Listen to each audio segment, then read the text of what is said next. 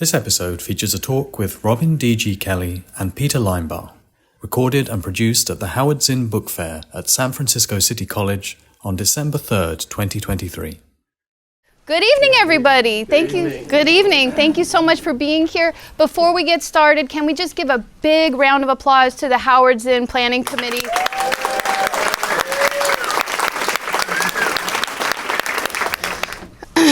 All right, well, this is a real honor to be in this seat with two people that I have utter admiration for, and I thought it was my job to introduce them, so that's all right. But I do have a few introductory comments before we get started. Before we begin, I have to say that, as Mary mentioned, I'm a professor at Trinity College in Hartford, Connecticut. And 1 week ago, one of our Palestinian students, Tassin Ali Ahmed, was shot alongside two other Palestinian students, Kanan Abu Hamid of Haverford College and Hisham Awatani of Brown. The three had grown up together since first grade in Ramallah. They had gathered at Hisham's family's house in Burlington, Vermont for the Thanksgiving break. As they were walking down the street, speaking Arabic and wearing keffiyehs, they were attacked by a gunman in what their parents have called a hate-driven crime. Our student Tassin was shot in the chest. He is now in stable condition, as is Kanan. Hisham is unfortunately now paralyzed from the chest down. Obscenely, Hisham's parents had encouraged him not to return home for the winter break because they assumed he would be safer in the United States than he would be in Palestine. But from his hospital bed, Hisham wrote an article that was just published the other day.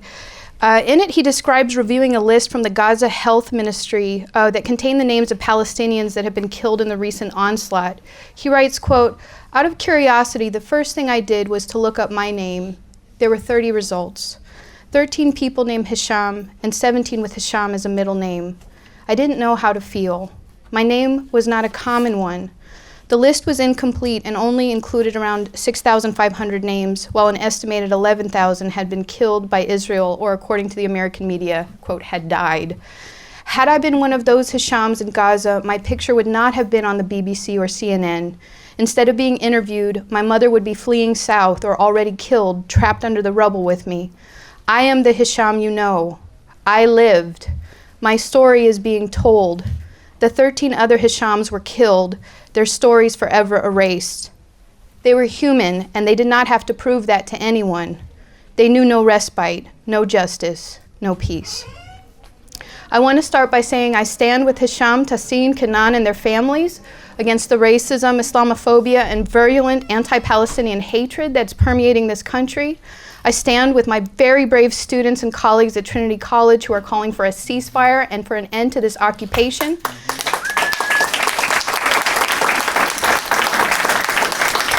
And I want to say that any conversation, especially one about American Thanatocracy at this moment, has to start very simply.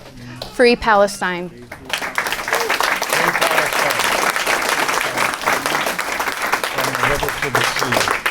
So we are gathered to understand the death-dealing regimes of this moment, the death regimes of U.S. Capitol, their connections to U.S.-backed regimes in other countries, and the roots of these regimes, which, as Peter shows, often go back centuries. But we'll also talk about the solidarity of people organizing them. Following Peter's work in the foundational London Hanged and Robin's forthcoming book called Making a Killing, we have titled this panel American Thanatocracy. The question of naming is important to this conversation. We'll talk, hopefully, about Peter's concept of hibernography, what organizers recognize as the practice of saying the names of victims of state terror. Breonna Taylor, say her name. Oscar Grant, say his name. Alex Nieto, say his name. I also want to call upon the names of those whose work makes our own possible. We gather, of course, in the name of the great people's historian, Howard Zinn. So I hope we can start by saying Howard Zinn Presente. Howard Zinn. I also know that this book fest is still reeling from the loss of Jen Angel, who was a key organizer, activist, and by all accounts, a radical, supportive, and very patient badass. I spoke to another radical East Bay baker this week who says that community and so many others feel her absence very keenly. So maybe we can say Jen Angel Presente. Finally, I want to introduce the speakers by honoring the person who I believe originally connected them, the great historian Julius S. Scott.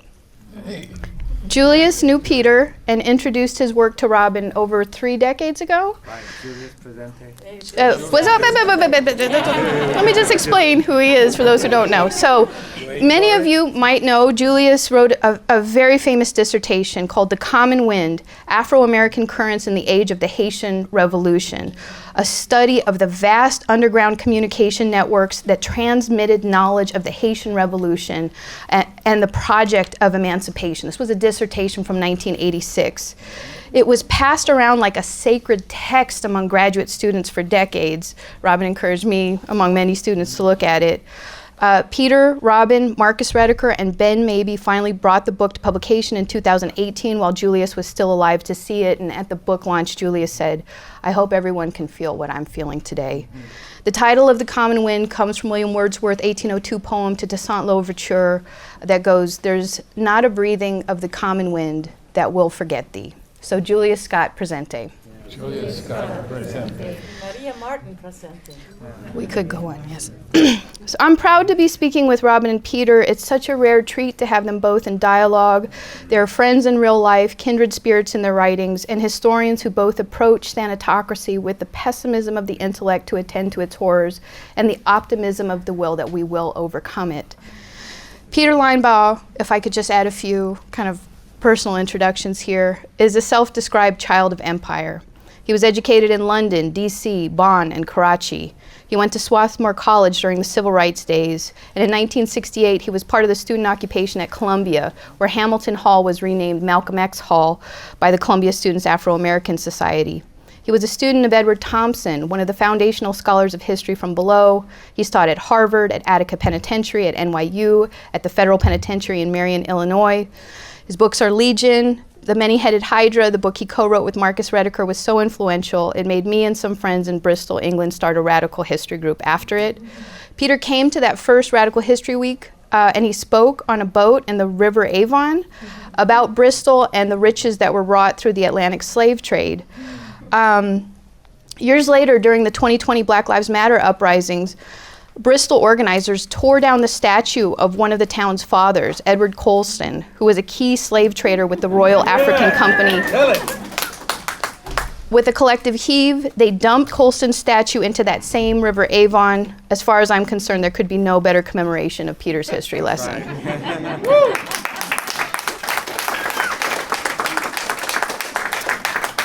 And this is already long, and I know Robin loves long introductions, so let me just say this. There is a very famous McDonald's in Pasadena, California. In the late 1990s, my best friend and I would hang out there, or sometimes we would push each other in shopping carts through the drive-thru. Her sister and her coworkers used to keep a bucket under the register. They'd toss handfuls of cash orders into it and redistribute the money among the staff later. So reading Robin's book, Race Rebels, gave me a profound moment of reckoning, since he describes working at the very same McDonald's. But in that book and in my time with him, Robin has taught me about making demands for redistribution that are far more reaching than anything that can be stolen from a bucket. Through Robin, I also learned about the proud radical history of Pasadena, from the activism of Mac Robinson, Jackie Robinson's fearsome brother, to Michael Zinzin, one of the foremost activists against police violence, who sued the Pasadena Police Department and used the settlement money to form CAPA, the Committee Against Police Abuse. And frankly, I was lucky enough to work with him in graduate school because I had told him I knew Peter. Among one of the books that we should just mention too is that he co-wrote the book Three Strikes, The Fighting Spirit of Labor's Last Century, with Howard Zinn and Dana Frank. Yeah. Or you could say with Dana Frank and Howard Zinn. With Dana Frank and Howard, okay, all right. So from San Francisco to Haiti to the U.S.-Mexico border to Gaza, this is an intense moment of thanatocratic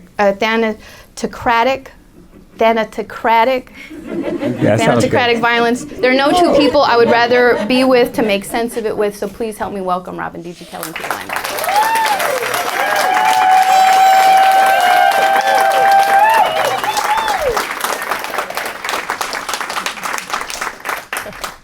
Okay, I feel like I just spoke for the entire panel. So, The title is American Thanatocracy, and I wonder, just to kick us off, if you could both give me your interpretation of the term and why you think it's important now. Can I? Okay. Yeah. Use the mic here. Oh, to the room. Yeah. Oh, yeah. Yeah, please indulge this.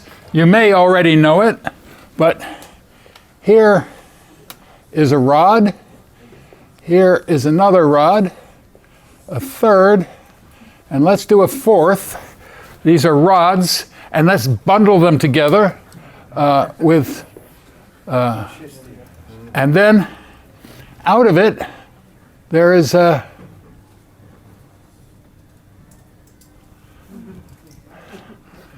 these are the fasces of ancient Rome. When Caesar came home from his triumphs under the arch, he was preceded by the lictor, who carried the fasces, the symbols of Caesar's power, of punishment and death. So these are on the dime and in our public buildings. When we speak of fascism, it's an old thing, and I just wanted to put this up so we could think about it. Yeah. Yeah. No. Shall I talk? Yes. Okay. Oh.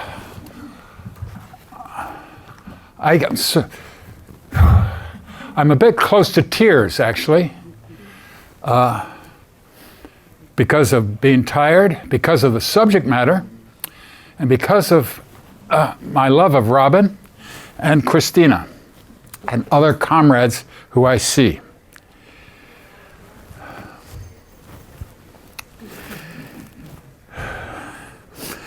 You mentioned the Bristol slave trader, Colston.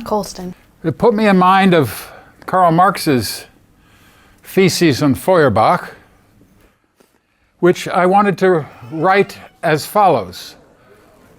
Social historians have only described various actions from below when the point is to avenge them as means to nourish seeds of change.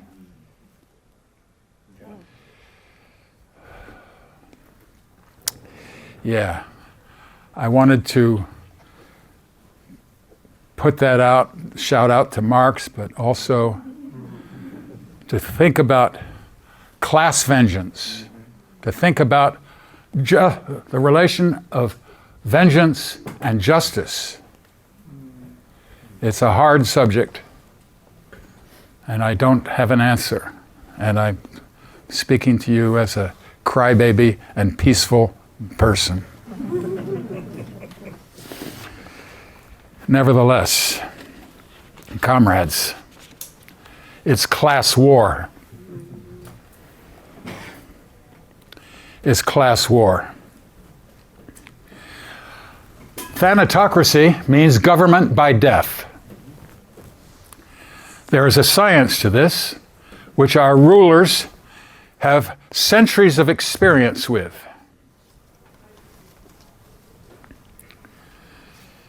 It was John Locke who wrote that political power is the capacity to produce laws with punishment by death, all for the common good. There is John Locke writing in the 1680s and 1690s. 300 years ago?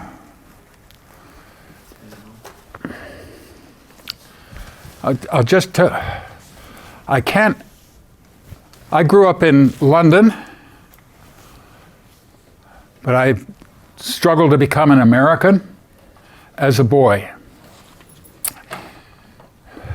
Before coming to this God-forsaken land,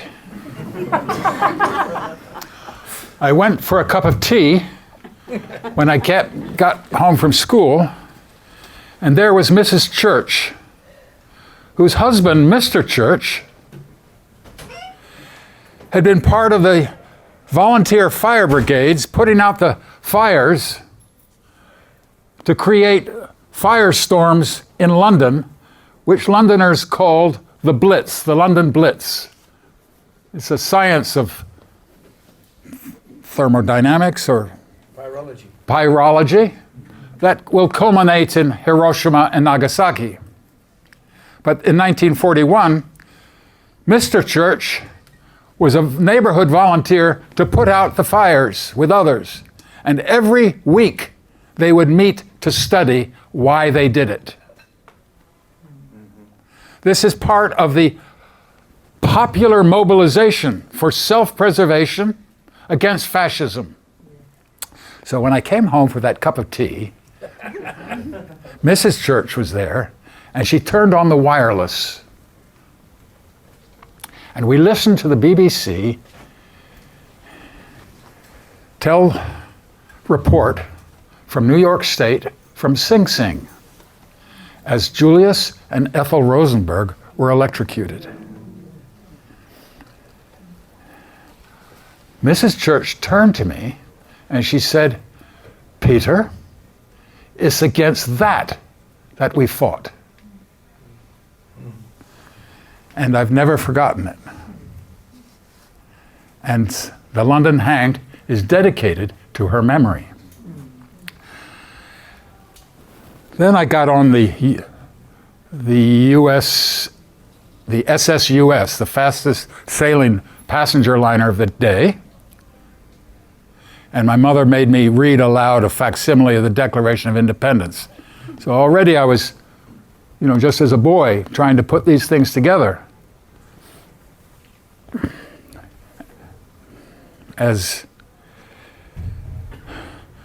But this preface is preceded by a reference to Ida B. Wells.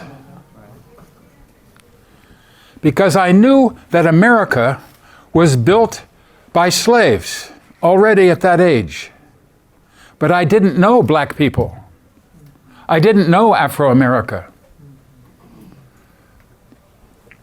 We lived in Golders Green in a part of London, which at that time was for the Jewish middle class. So I had seen the first photographs of bones in a sack of skin, from the mass graves. So fascism was not, or slavery was not utterly foreign to me. This is why when I heard Malcolm X speak before his assassination in 1965, I knew the truth of what he was saying. And he inspired the London Hanged.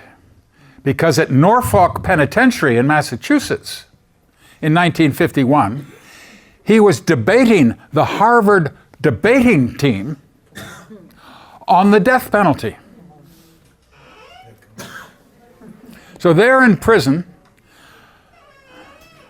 Malcolm Little, if I may, because I'm also live in Michigan, where Malcolm wasn't born, but he spent his early years. And his first encounters with police were stealing apples. And the London Hanged is full of youngsters stealing apples and being hanged for it.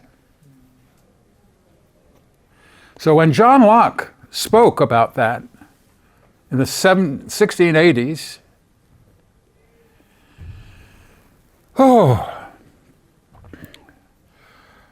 I'll get more to that, Robin, but right now I just want to say what a joy it is to be with you and to have read Making a Killing, which is a title of a new book by Robbins.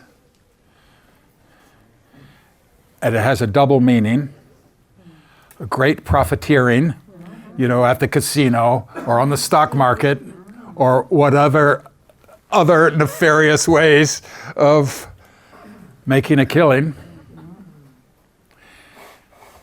And that goes back to John Locke, which I'll get into by and by. But just now,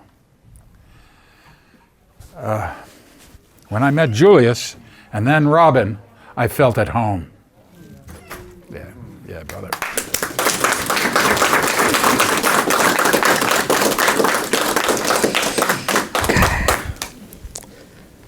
Well, I feel at home, with you, with Christina, with all of you here. So let me tell you a little story. So I know the question is about how we interpret typography. Before I do that, a couple things. One, I was just in New York yesterday, or actually this morning, and with some of the most extraordinary students at Barnard and Columbia who are part of JVP and SJP, who after being expelled by the fascist administration at Columbia University, and by the way, the war on Middle East studies and Arab studies at Columbia is a long one. It's been going on for a very long time. When I was there, we were dealing with that. And these students, after being expelled, came back like the many-headed Hydra. I mean, literally. They came back as a larger organization called Columbia CU Divest, and they're powerful, and the administration is afraid. And I just want to stand both in solidarity, and I'm just really emphasizing that all of us should support these struggles because the war being waged on students right now, and I'm sure on this campus, I don't know about this campus, but I know everywhere, it's really, really not just terrifying, but it's also in some ways uplifting because once again, it's like C.L.R. James says about the ruling class, he talks about the ruling class, I forget the exact how the line goes, but it's like the ruling class when running for their lives. That's what they're doing. It's like they'll only be defeated when running for their lives. And that's what's happening. They're running for their lives right now. So that and of course, the words of Hisham are very moving because, we have people literally debating the definition of genocide as a genocide happens. And that's the bankruptcy of intellectuals, And so I just want to lay that out there because I'm not willing to have a debate over whether or not what is happening in Gaza and the West Bank and what has been happening for 75 years is a genocide or not. I mean, I'm not going to debate about the United Nations position or whatever. It's there. And for every single debate, you have to count the number of people who have been killed. Every single sentence, right? So I just want to lay that out there. So we're talking about Thanatocracy. And again, before I begin, I want to just emphasize Julia Scott was my daughter's godfather. And it was a huge loss, but Julius is one of the most brilliant people I've ever met. And we've known each other since 1987. We first met, and we used to go around buying albums. I know albums came back, so you know what they are. But we buy all these, he had the biggest jazz collection, all these in North Carolina, there's all these different places you go and there's great record shops. But he was an amazing person who understood, he and Peter had so much in common because they understood that the borders and boundaries established by the ruling classes are so porous and that they function for capital, but they don't function for the working class. They're meant to be enclosures, and there's a refusal. So both Peter's work and Julius's work has been about resisting enclosure, And I'll say more about that in a second. The London Hanged was a book that really changed my life. And I'm not people say I'm hyperbolic. It's not true. I just tell the truth, and I'm really smart about that, right? And the truth, and I could prove it because I wrote a fairly lengthy review of the London Hanged in Monthly Review, and it was titled Dead Labor. And to this day, it's my favorite review I've ever written of any book. It was called, suppose Jack Shepherd met Malcolm X. That was the opening line. Oh. But it's called Dead Labor. See, I was trying to be clever, right? That book is so genius, and I may read from it a bit today. But it was that book actually inspired Making a Killing, and we'll say more about that later. But Peter's the one that introduced me, at least, to that concept of thanatocracy, and the way he defines it in the book, it's far more expansive than I think people have. People have read it as, government ruled by the exercise of the death penalty, but he also includes, and I'm quoting him, it's state-sanctioned killing extended in manifold ways to war and genocide.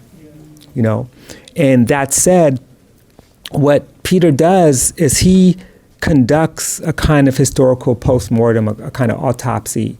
And that's what tyburnography is really about, for me at least. It's a methodology where he reconstructs the life worlds in the livelihoods of those who are executed, the pathway to the gallows, to understand how they got there, and how they got there as in relationship to the wage form, in the relationship between paid and unpaid labor, reproductive labor, in all these relationships, that the wage form then created conditions in which acts that were once considered a moral economy, acts that were considered entitlements, suddenly became criminalized.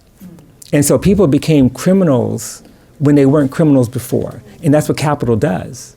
And Malcolm says this. He says, the real criminals are not us. It's the people who make us criminals, who frame us that way. And so that's how they got to the gallows. And most crimes against capital were the ones that led to the gallows. I mean, you could kill someone and get sent to the New World, because obviously you're doing John Locke's work, But don't steal bits of silver, right? Otherwise, they'll hang you. Don't steal apples, right? Anyway, I just want to add that when Peter wrote the book, he was writing about a very specific moment when intense class struggles over the consolidation of industrial capitalism, not just in England, but across the Atlantic world, were emerging. And I just want to also emphasize that it's called the London Hang, but London was an international city. London was a global city. And if you just, I love this opening paragraph, I think it's page 221, and he's talking about the period of the 7 Years' War. And he says, the 7 Years' War concludes with, it begins with 7 Years' War and concludes with the War of Independence. And he talks about the competition between England and France for the command of world labor needs to be understood in terms of the struggle of world laborers against their European masters.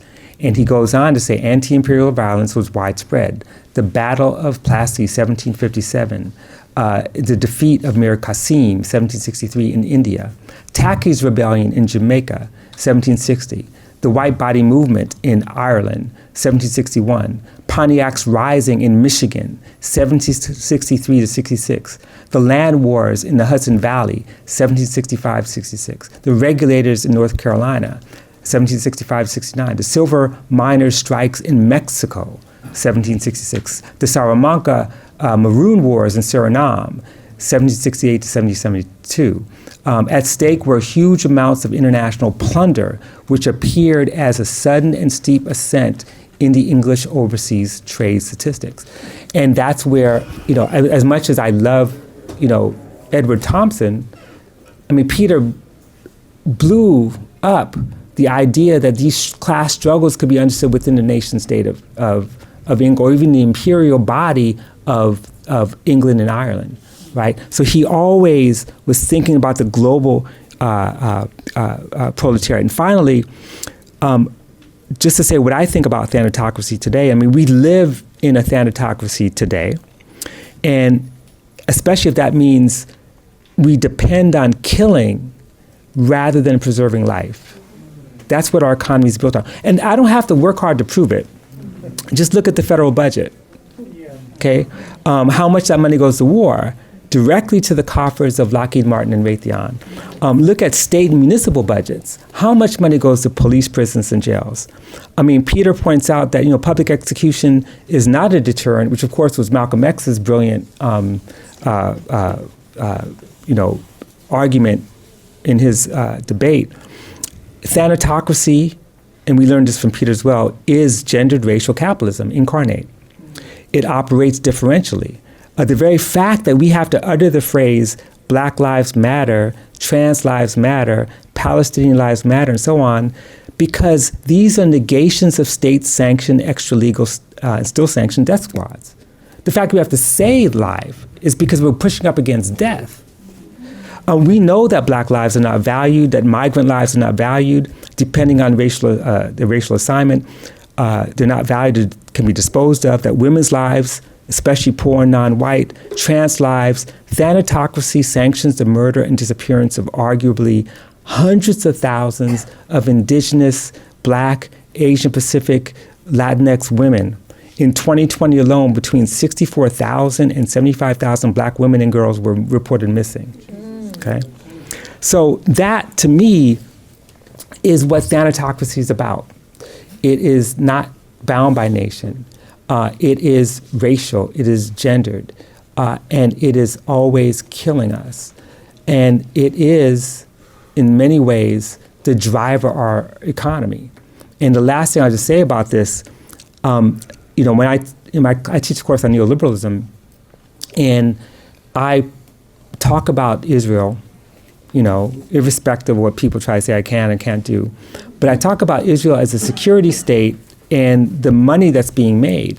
And so what I did was, with my students, I talked about, the privatization of security apparatuses inside of Israel, but also I showed them the stock prices of Raytheon, Lockheed Martin, of all of the big five, and after October 7th, they skyrocketed. I said, pay attention to that, because when you pay attention to that, you understand who the real winners are, So don't tell me about Israel-Palestine conflict as is some kind of ancient thing between peoples. This is about capital, ultimately, and it's about colonialism, So we have an anti-colonial struggle, so you have to decide whose side are you on. Especially the tragedy is that what if the weapons industry is willing to use and make money even off of our anti-colonial struggles. So we have to pay attention to that as well. So I'll stop and listen. Thank you.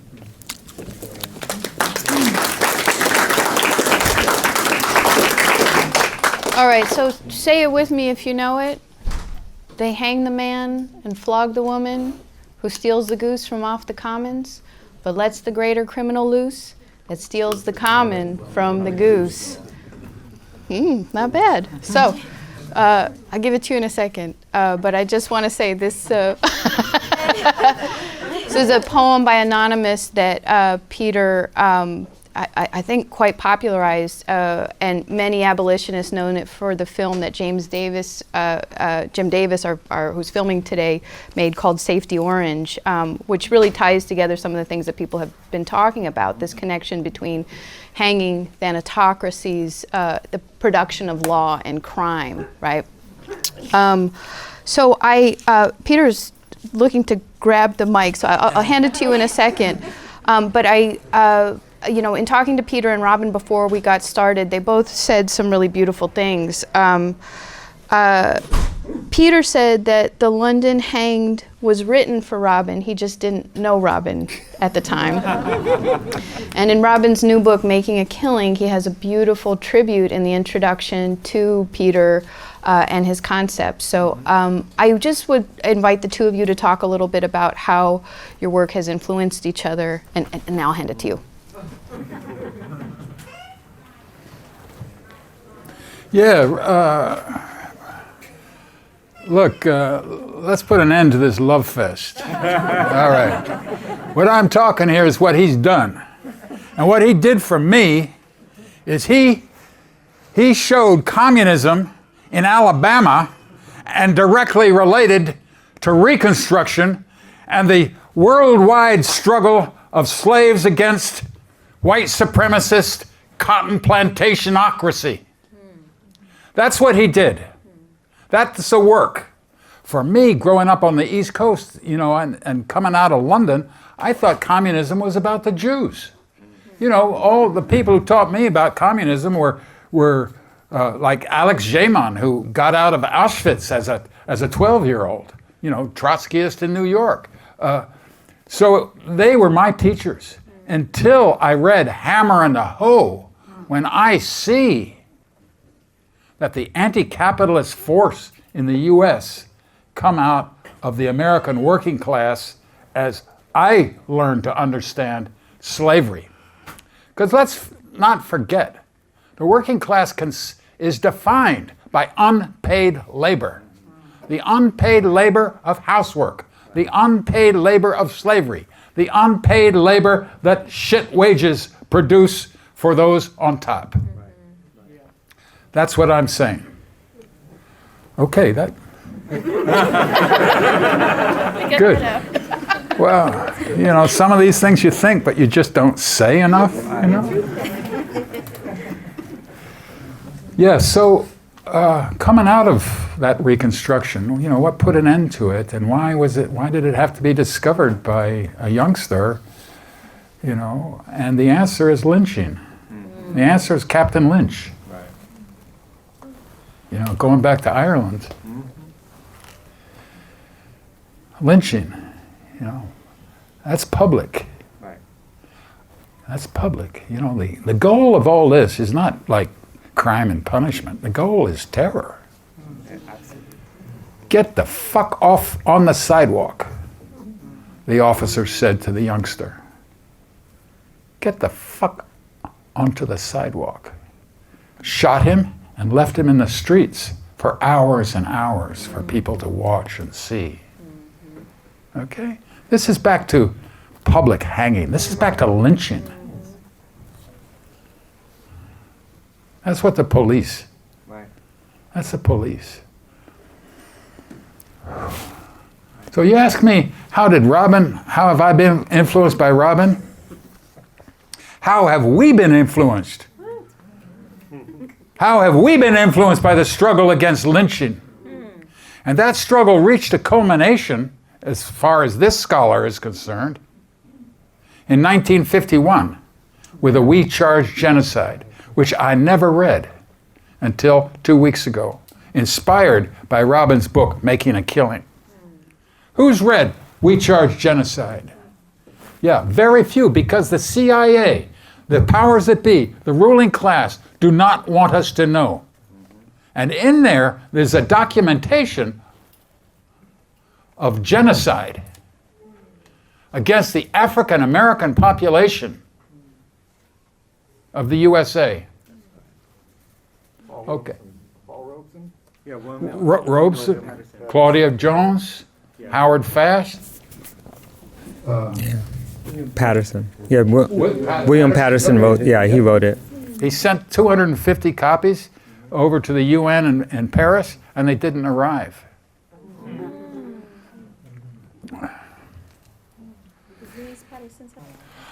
I got another point. Should I make the point? Please. But that's my deep tribute to the work of scholarship.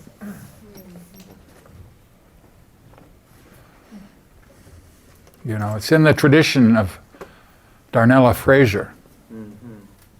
It's in the tradition of Mrs. Church.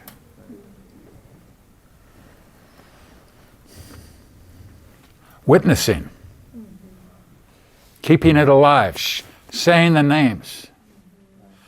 Now, to lighten things up, I would like to try a bit of French on you. Permettez-vous, may I? Okay. We'll go back to, Well, Robin gave that list of Pontiac, Tacky, all those people during the 1760s. But, the ruling class will hang sometimes one of their own, generally to prove that the law is fair.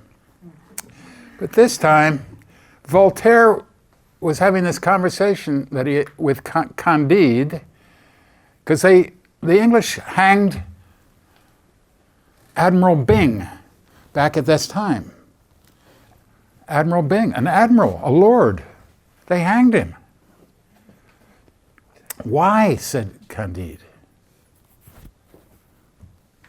Pour encourager les autres. Well, what had Byng done? Byng went to Minorca with the Royal Navy to relieve a siege against the French ships. He refused to do battle because he felt sure that he would be that all his men would be slaughtered on the ship. One of those sailing vessels, those three-masted, square-rigged vessels, contained 600 to 800 men and boys who would be slaughtered. So Byng just turned tail and sailed away, preserved them.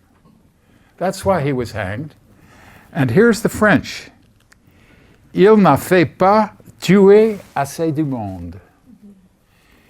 He didn't kill enough men. He didn't kill enough. The admiral, the general, must learn to kill. So here is how Thanatocracy works. It teaches brutalization. It teaches us. It teaches our children how to make justice. It's the six-shooter thing that pour encourager les autres. To me, it's easier. To say it in French takes some of the horror out of the notion. That's why. Because it's so, for me anyway, it's so rough. It's so rough.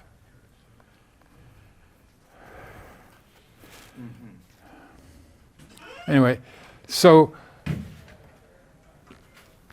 Candide, of course, is read by Israeli soldiers, generals. They know. This is how genocide works. Or it's one way, huh? How Thanatocracy works. Definitely.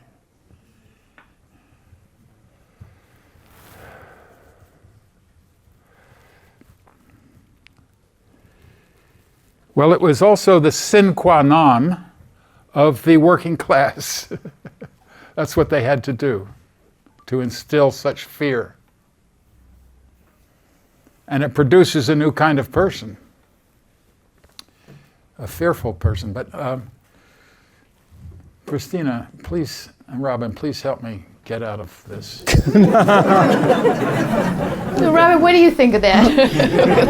I won't let you. I mean, because we don't need to get out of it. You've laid out the terms perfectly. And let's go back to lynching. We all know that it was only in 2020 that the federal government passed an anti-lynching legislation after something 240 attempts to get anti-lynching legislation passed. And Peter explained exactly why that's the case. Because lynching was never meant to be illegal.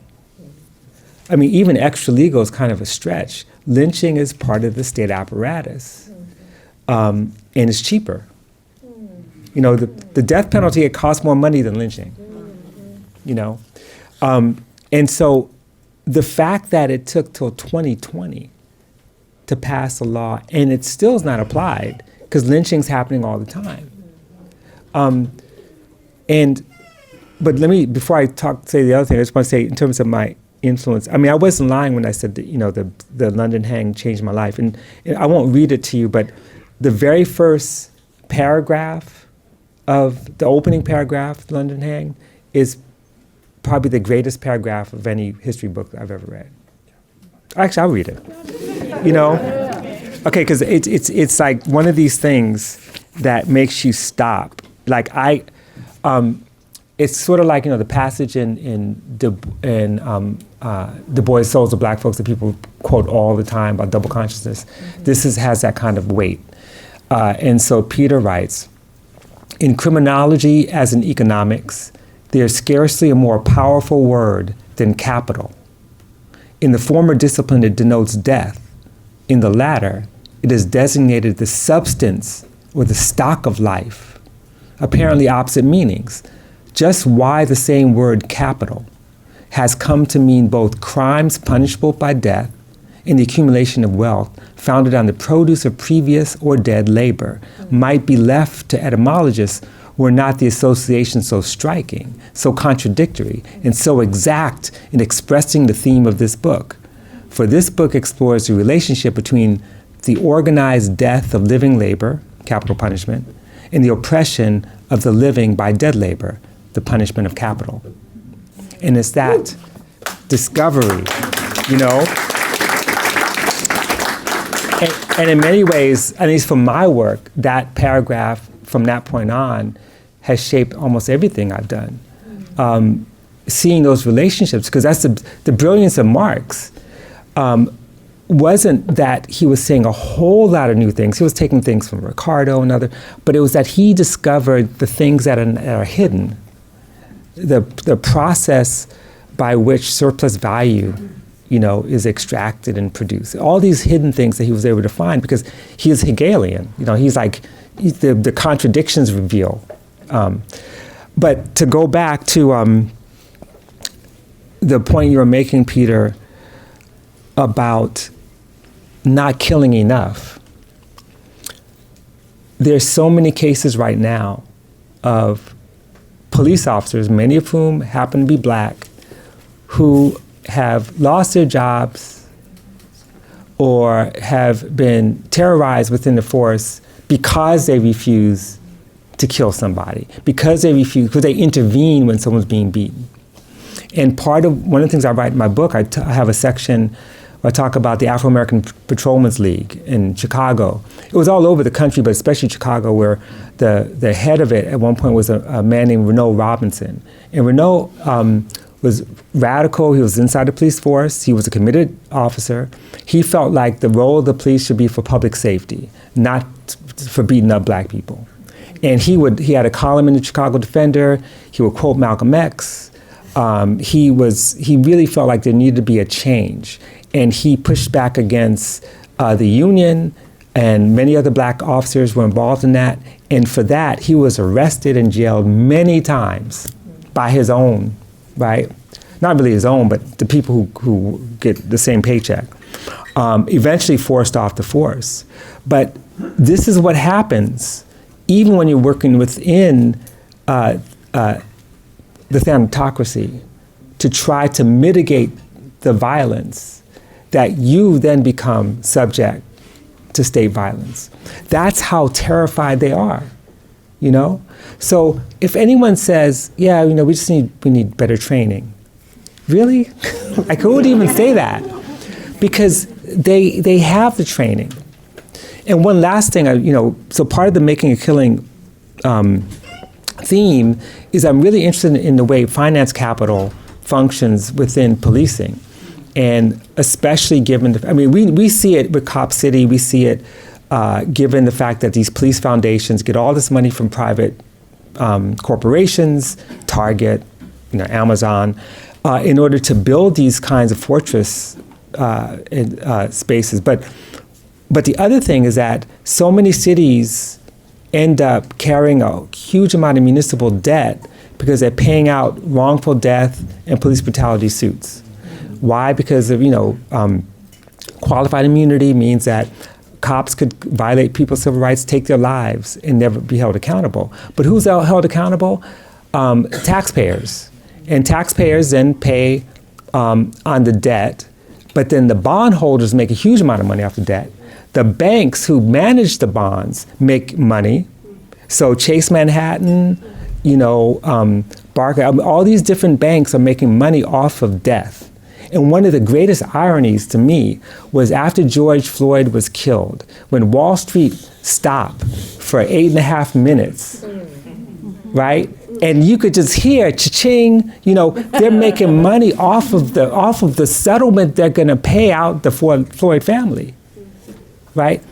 And we're talking about huge amounts of money. We're talking about, a city could pay out $1 billion like Chicago But when you add the interest on the bonds plus the fees to the banks, that $1 billion turns out to be $1.7 billion. Who's making that money? Could you imagine what $700 million could do for the schools in Chicago?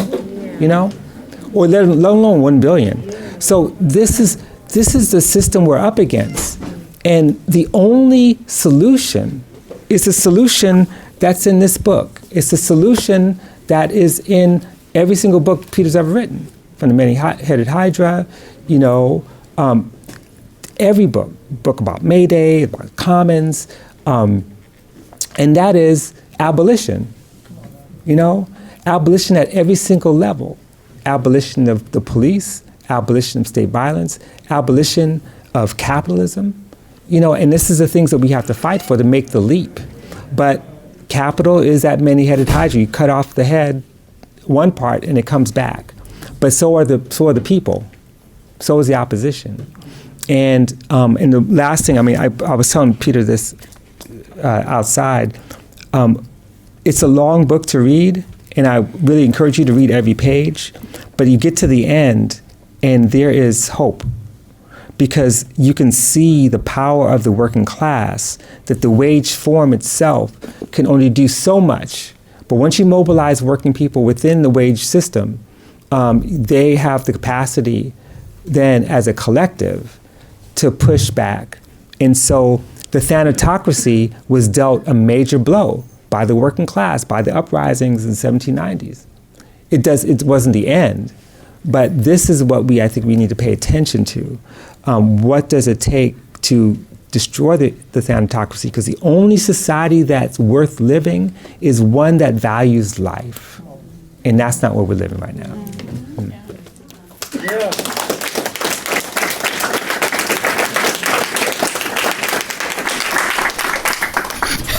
Well, I got one more question, and then I'm happy to open it up for Q&A.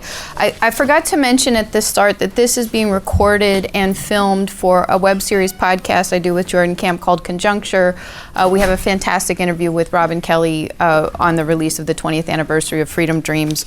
But for everybody who might be listening to this as a podcast, one thing that they won't be able to see is that we're in a completely packed room, and just about everybody is masked. And I think this is a real testament to the organizers of the Howard Zinn Book Fair to think about health as a social justice issue. So I really appreciate that. But it's worth bringing COVID, I was going to say bring COVID into the room. Let's not bring COVID into the room. Let's bring it into the conversation, because we can't talk about thanatocracies without thinking about the mass death event that we continue to live through. Millions of people have died from COVID-19. For some people, this has been a blip. For other people, this has been a completely upending event. You know, I'm sure we all know friends and people we love who, have lost so many people. I've known people who couldn't take enough work days off for funerals because so many people around them had died.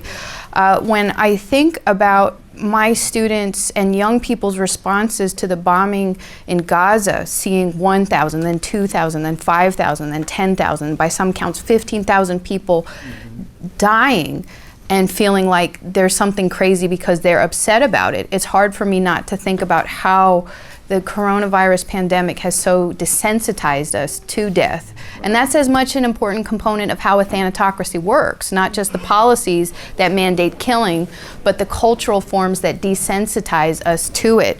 So the last question I just want to ask you all is, I think, simple, but what do you think the refusal of a thanatocracy looks like?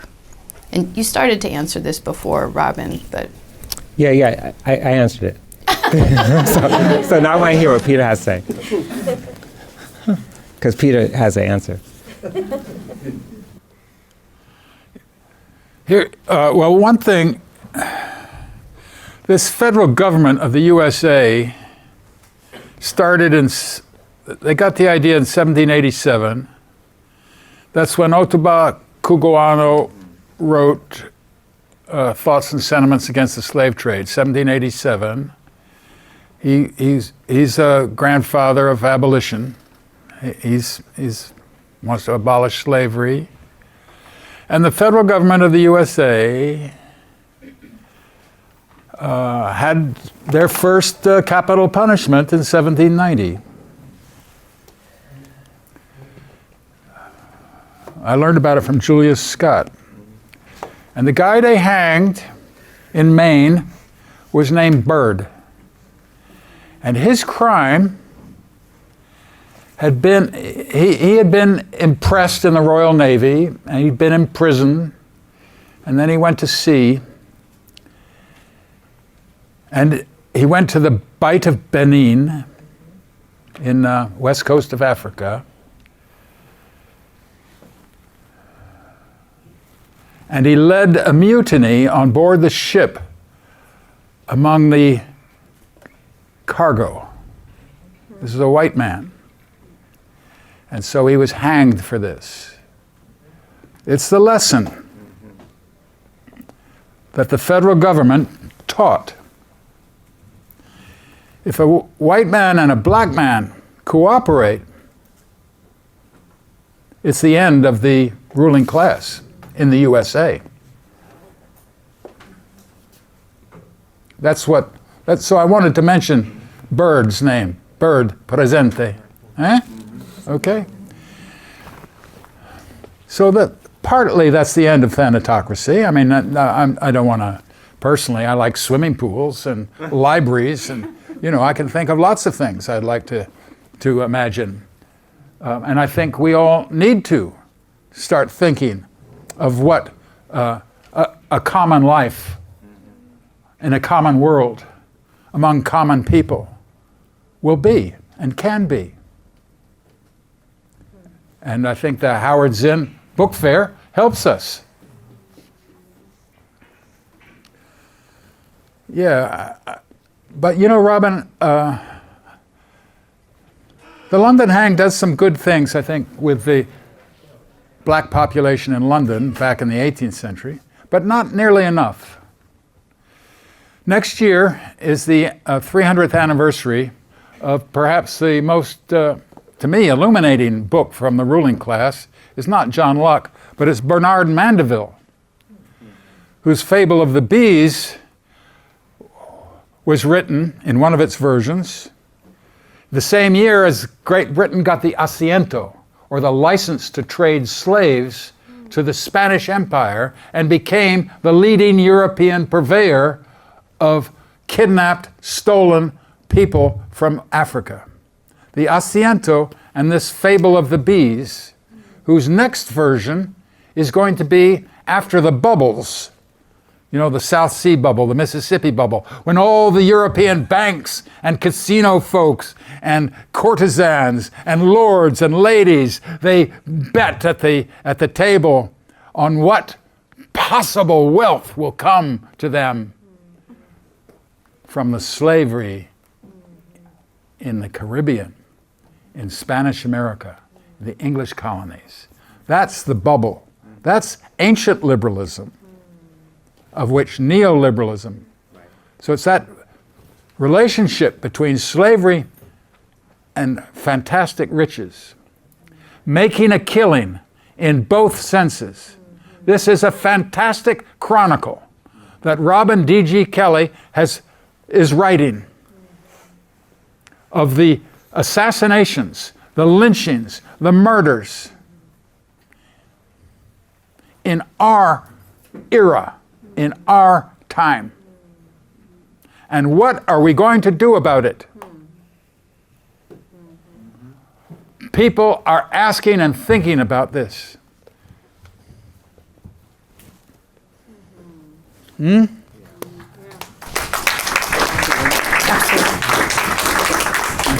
I neglected to say something really, I had in my notes, I've neglected to say, this is very, very important. One of the points he makes so clearly in the London Hang, that the Thanatocracy is based on the rule of law.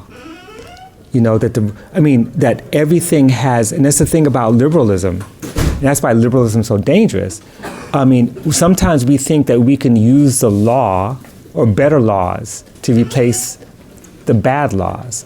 But the fact that the London Hang is filled with acts acts for every single possible thing. And so law underwrites the violence. It's not lawlessness in the sense, in other words, there's a lot of texts. And granted, and you've written about your beautiful book on the Magna Carta Manifesto, for example, which is a way of yielding or of deploying law as a way to reclaim the commons. And yet, it's laws that continue to be wielded to maintain the Thanatocracy. Fascism also was built on the notion of the rule of law. And colonialism, there's no lawless colonialism. They pass laws for everything. They're gonna cut off your hand in the Belgian Congo. They're gonna have something written down to justify it,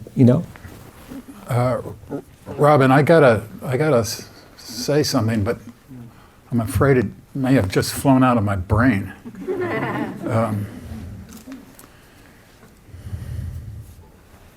Yeah, I'm not kidding. No, it's so.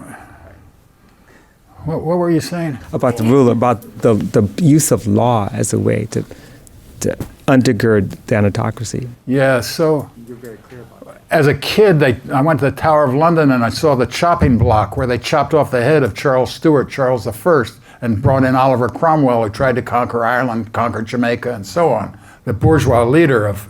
But I saw the chopping block, and near it was an axe. That's 1649, for crying out loud. That's how far back I have to go to get any hope from the levelers, from the diggers.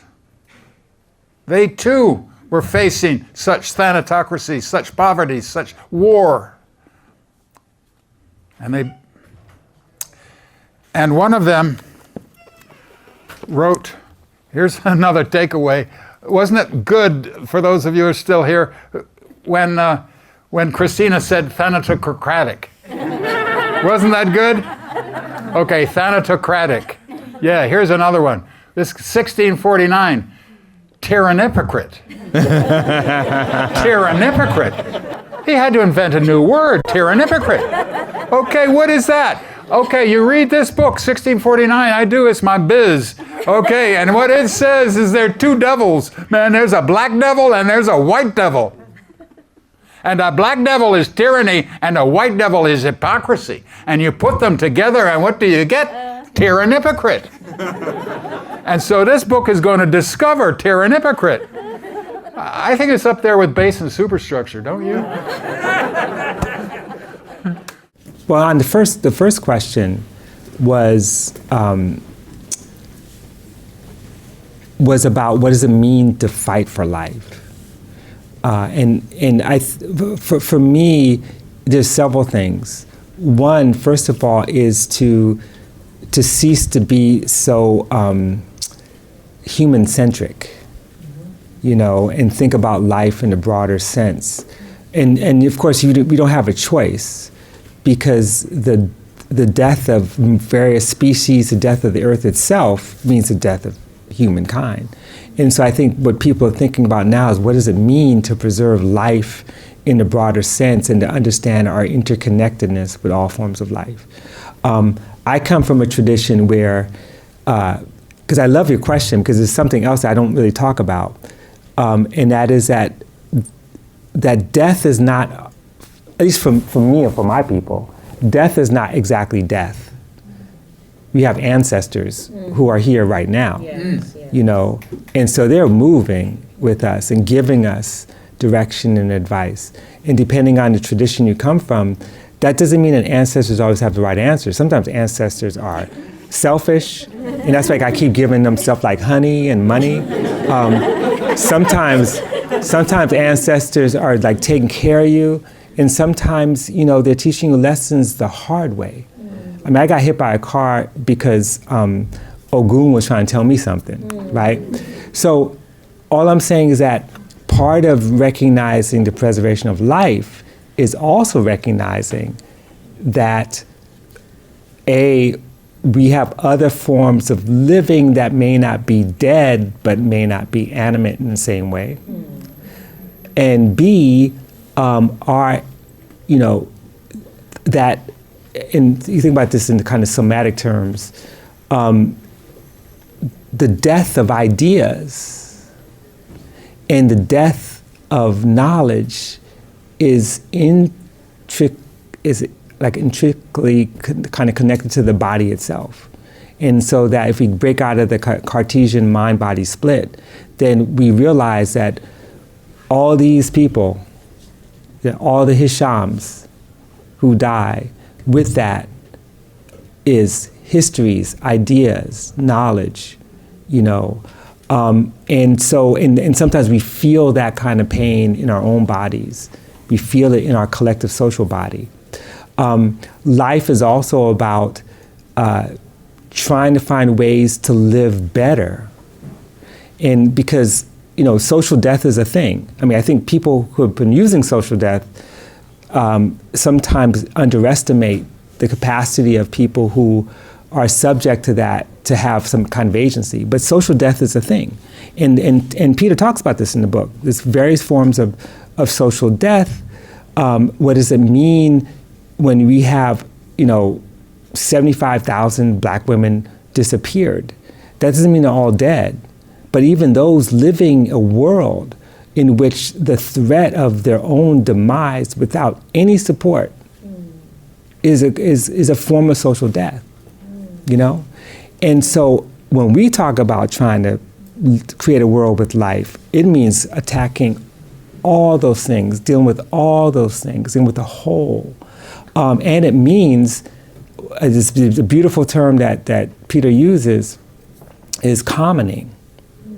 The greatest threat to capital in North America and Turtle Island in the 17th and 18th century was commoning. It's the fact that those same indentured semi-slave people who escaped the Triple Tree at Tyburn but got thrown on a ship to work, and they're running away joining indigenous nations because they know it's better life, and they're joining with other Africans who know that living as chattel is not a life at all. And they don't have any capacity to create enclosure because of the way the geography is set up. They've got to destroy commoning. And one of the ways you do that is give the white people muskets, 40 acres, and tell them you one day could own slaves. And then they stop running away. Actually, that's not true. They continue to run away. And what do they get? They get the gallows. They get the hangman's noose. They get the axe, right? So this is the history we need to know. And I sometimes it saddens me that this is not necessarily the history we're looking for. A lot of us, not me, but there's some people who are looking for a history that basically says that commoning is impossible because the structure of the modern world doesn't allow it. And so we need to look out for our own. But who's our own? I'm sorry. That dude who used to work for Raytheon, who's the Secretary of Defense, he's not my own, So we have a lot of work to do to create life, but creating life is not so much a policy or strategy, it's a process. And the more we work together to create it, the better we live. And our lives are more fulfilled that way.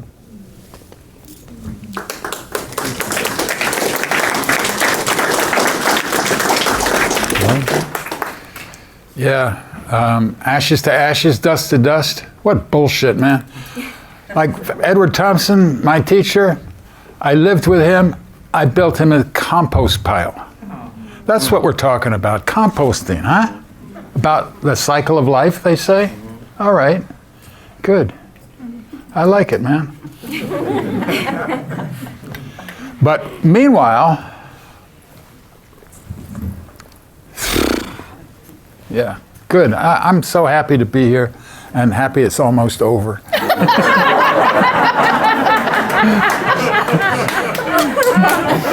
I think that means we got time for one more question.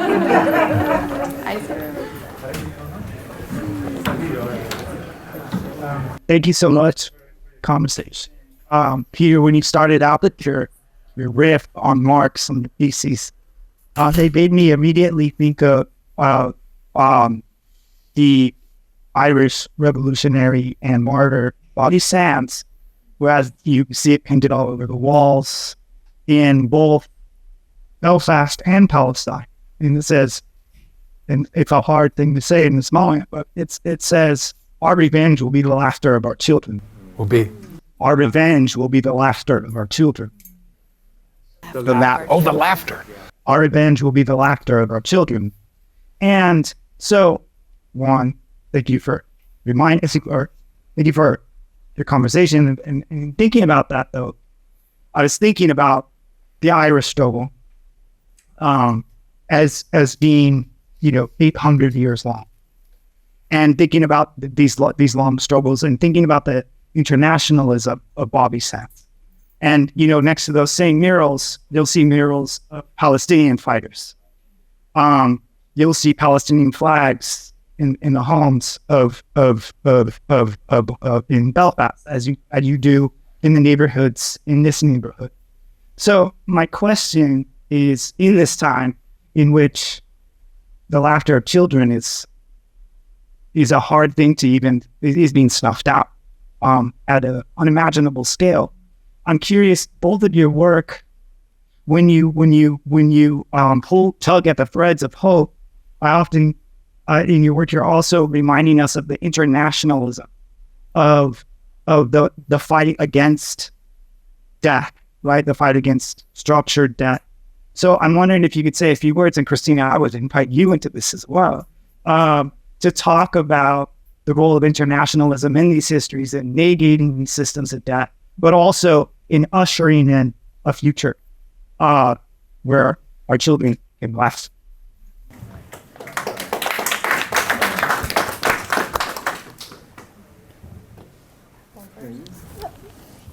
Christina Heatherton's book is called Arise. It's outside, and it comes from a song, I think. Arise. What's next? Arise. You prisoners of starvation. You prisoners of starvation. Arise, ye wretched of the earth. Arise, ye wretched of the earth. No more.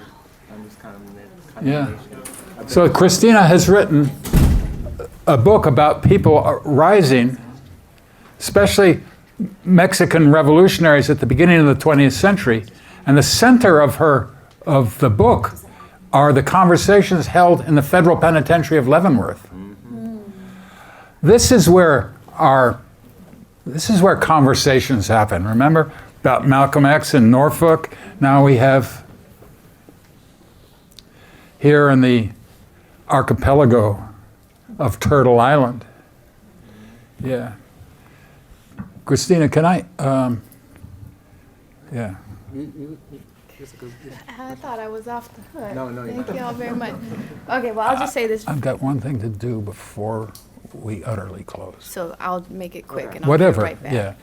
Well, I'll just say very briefly because thank you for bringing me in and thank you for mentioning the book. I've written a book called Arise that does take the first word from the Internationale. And there's a few other books that have done the same, taken one of the lyrics and turned it into a study, most famously Wretched of the Earth.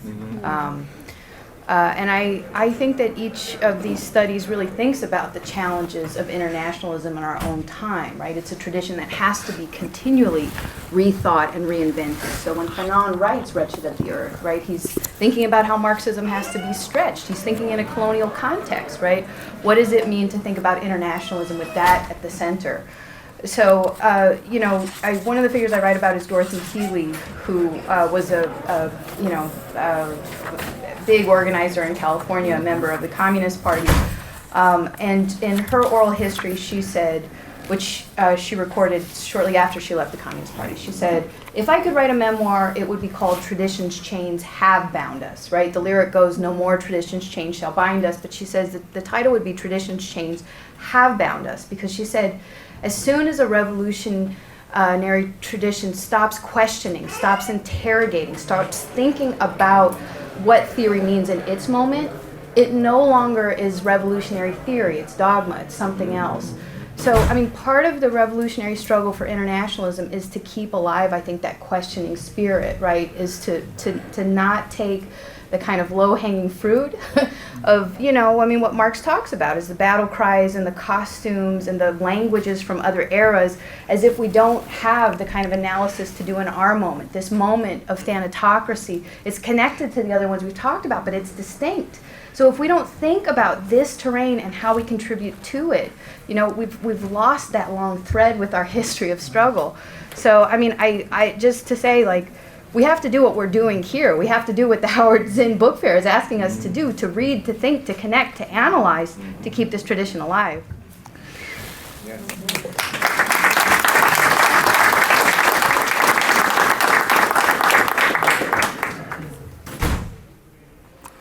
Yeah, I was going to read Southern trees bear a strange fruit, blood on the leaves, blood of the root, but I don't think I will.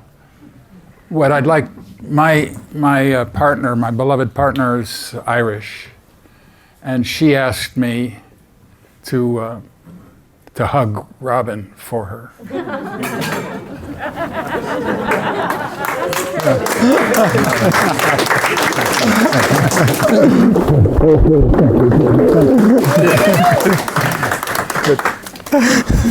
Was that the last thing that you wanted to do? No, I want to hug. Wait, any final comments of forms of affection before we close? I just got a hug. So what am I going to say? So we'll close it out. All right. Well, everybody, thank you so much.